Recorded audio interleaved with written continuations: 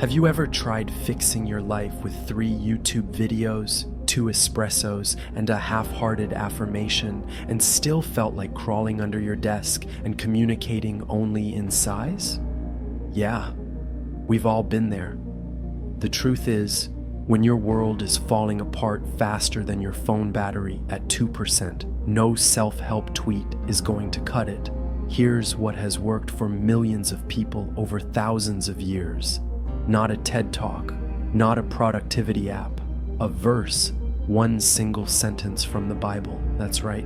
The ancient texts that survived floods, fires, exiles, and every awkward church potluck are still rescuing people in 2025 from anxiety, burnout, heartbreak, and every shade of "I can't do this anymore."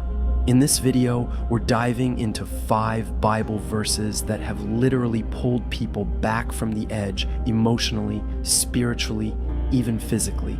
Backed by real data, global testimonies, and some laugh while you cry wisdom. These aren't just comforting words, they're life support systems dressed up as scripture. 5. Psalm 23:4. For when life feels like a horror movie with no credits, even though I walk through the valley of the shadow of death, I will fear no evil, for you are with me. If there were an Academy Award for most quoted verse while crying in a hospital waiting room, Psalm 23:4 wins by a landslide. According to Thinky.org, aid workers handed out over 100,000 Psalm 23 cards in war and disaster zones from 2024 to July 2025. Survivors said this verse felt like someone holding their hand through chaos. That's not poetic fluff. That's real people in real danger, whispering those words over rubble, over grief, over fear. You know when you stub your toe and you start questioning your life choices? Multiply that by 1 apocalypse and you'll understand why this verse is pure emotional CPR. In storytelling, this verse is your setup scene.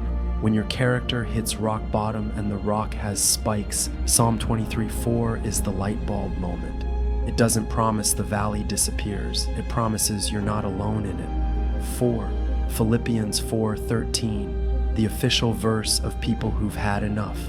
I can do all things through Christ who strengthens me. You've seen this verse on gym walls, coffee mugs, and that one friend's bicep tattoo, but Philippians 4:13 isn't just for powerlifters and influencers, it's for anyone who's ever had to pretend they were okay on a Monday morning. Therapists in 2025 have been using this verse in faith-based CBT programs.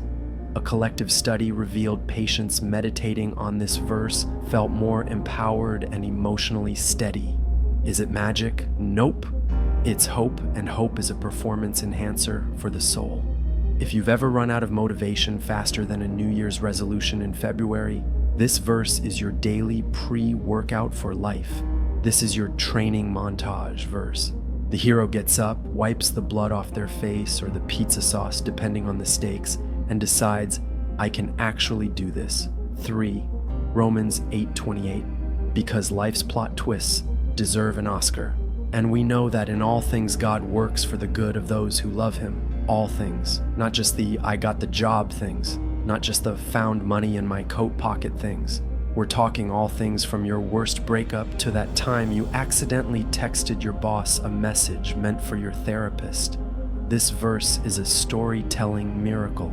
It gives meaning to chaos. Churches across the globe reported in early 2025 that Romans 8:28 remains one of the top verses requested by people facing grief, loss, and jobless wandering. People recovering from trauma have shared their testimonies online, crediting this verse with giving them the perspective to heal, not to forget, not to minimize, but to see there's something redemptive in the rubble. As a storytelling tool, Romans 8:28 is your plot twist clarity moment.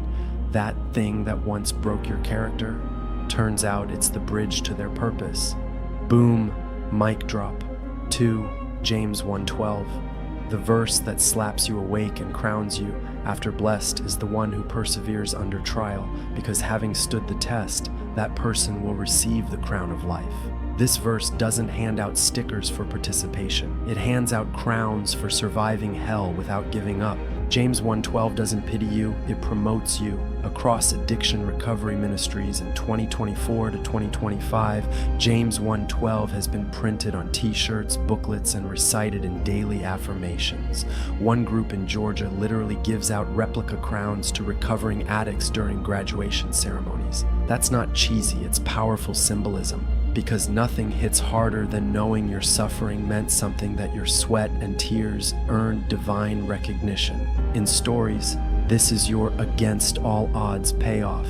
When your protagonist stands victorious not because they were the strongest, but because they didn't quit. Cue this verse in bold, dramatic slow motion. 1, 2, Corinthians 12:9. Weakness has entered the chat. My grace is sufficient for you, for my power is made perfect in weakness. This verse is like a holy shoulder shrug that says, yeah, you're a mess, and that's exactly how we'll get through this. In 2025, the hashtag sufficient grace exploded on Christian TikTok. People were filming raw, unfiltered clips, bad hair days, emotional breakdowns, hospital gowns, and tagging this verse. Why? Because the age of filtered faith is fading. People are tired of pretending they're strong. This verse says, your weakest moment is when I show up the most. You want to break someone's heart in a good way with your story? Use this verse when your character hits emotional bankruptcy.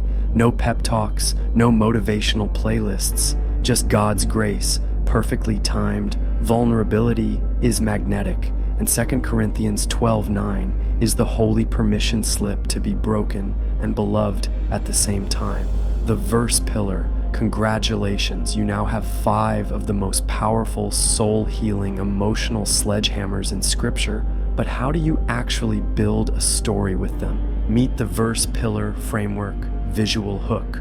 Open with a vivid scene. Think coffee spilled on job rejection letter. Emphatic verse. Drop the Scripture early. Don't hide it, highlight it. Relatable gap. Show the problem, the real one, the ugly cry moment. Shift. Introduce the verse as a turning point. Elevate emotion. Zoom in on the change, visually and emotionally. Pull through. Call your audience to feel, reflect, act. This isn't just a framework, it's a mini sermon with a plot arc and heart. Use it in videos, sermons, social media posts, even conversations over coffee, or herbal tea if you're feeling sanctified. The proof is in the people, not just the preaching. This isn't guesswork or wishful thinking. These verses are moving lives right now, in real time. In 2025 alone, over 100,000 people received Psalm 23 handouts in war-torn or disaster areas.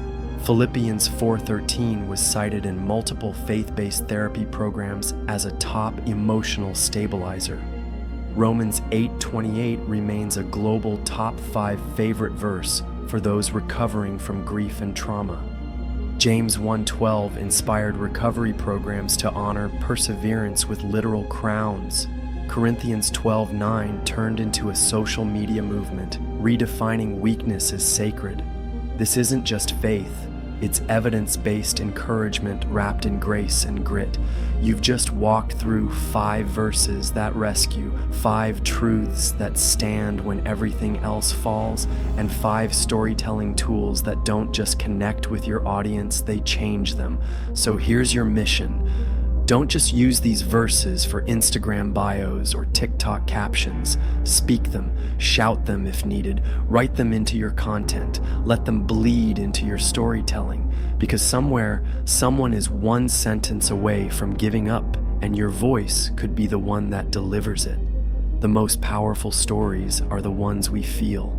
And when a story carries Scripture at its core, it carries the power to move mountains, or at least hearts. If this hit you in the spirit and the funny bone, don't scroll into the void. Hit the like button like you just found extra fries at the bottom of the bag. Subscribe for more storytelling wisdom that actually matters.